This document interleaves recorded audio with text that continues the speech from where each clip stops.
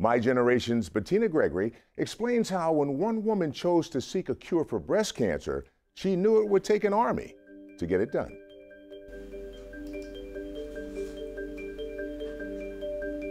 Dr. Susan Love is one of the world's best-known experts on breast cancer, but she's frustrated by the lack of progress on finding its cause. In fact, 70% of women who get breast cancer have absolutely no risk factors. They did everything right and they still get it. And what that says is we don't have a clue about what causes breast cancer. We really don't know.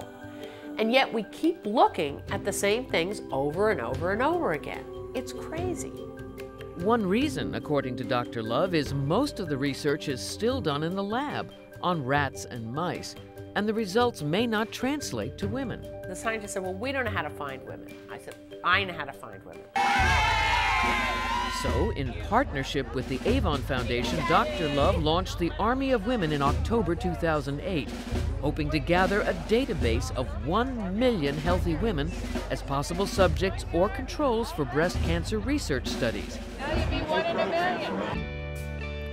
Headquarters for the Army of Women is the Dr. Susan Love Research Foundation in Santa Monica, California.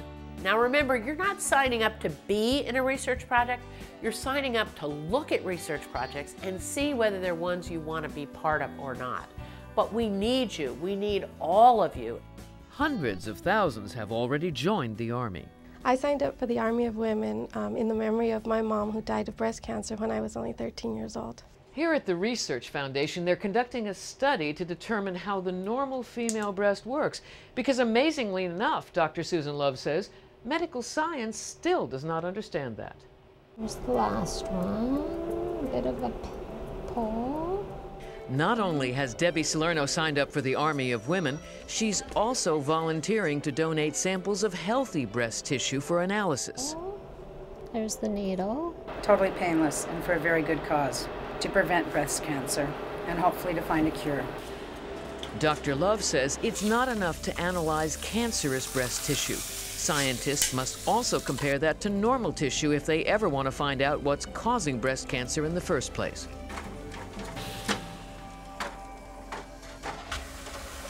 The Army has been very effective so far, providing women for several studies, including one on sisters.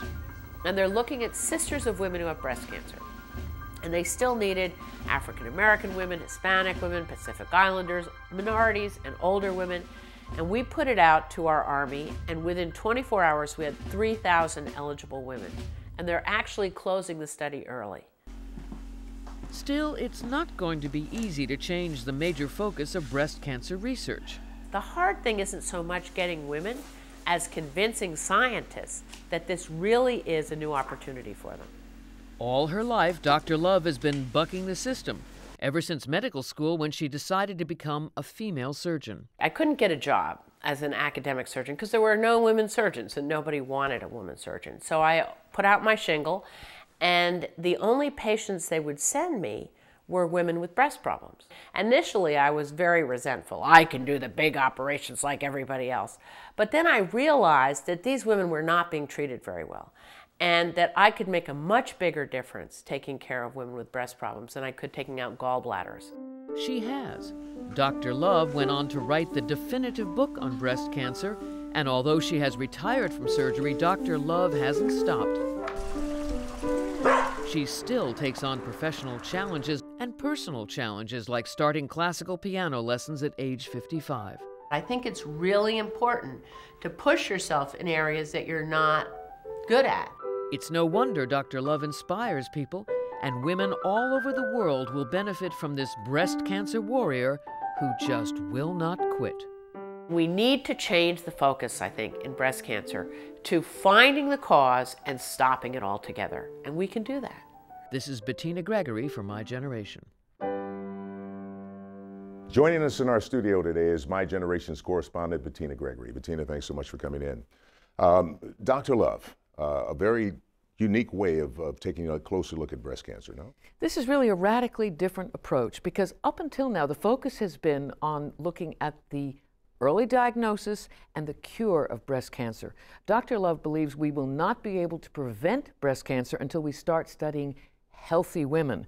And only by isolating the factors that's causing it will give medical science a real chance of preventing breast cancer in the first place. Now, there's got to be a lot of women out there that would want to get involved in such a program, but there may be some things that might keep them away. What do you have to say to those women? Well, the Army of Women is really an easy thing to join. You just go to www.armyofwomen.org, O-R-G, and sign up. You're not saying you're going to participate in a research study.